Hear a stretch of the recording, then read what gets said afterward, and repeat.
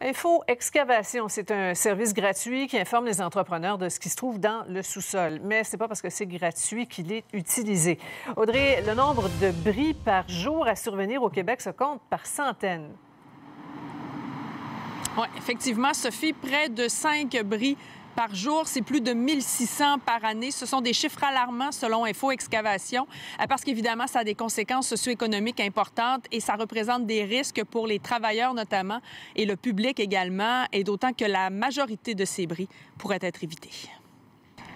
La Ville de Montréal a annoncé cette semaine qu'elle avait réalisé en 2016 plus de travaux d'infrastructure que prévu. À preuve, la multiplication des cônes oranges.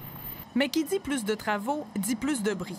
Dans son plus récent rapport que TVA Nouvelle a obtenu en primeur, Info Excavation dénombre 254 bris d'infrastructures souterraines à Montréal en 2016. À l'échelle du Québec, il y a eu plus de 4,5 bris par jour liés à des travaux d'excavation, une augmentation de 5 par rapport à 2015. On parle de bris causés par des tiers. C'est principalement des bris de télécommunications, gaz naturel, conduits électriques.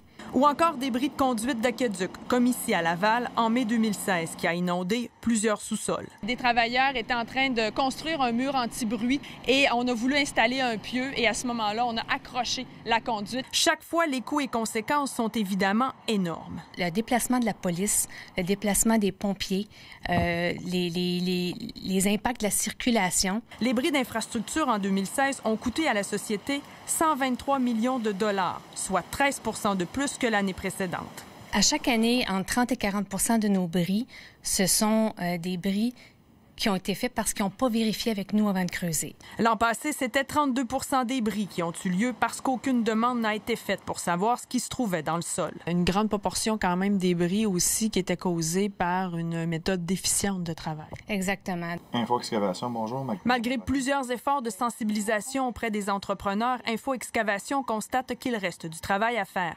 L'organisme réitère son désir de voir Québec légiférer, entre autres, pour obliger les entrepreneurs à se renseigner avant de creuser, comme Ottawa pourrait le faire. Audrey Gagnon, TVA Nouvelle, Montréal.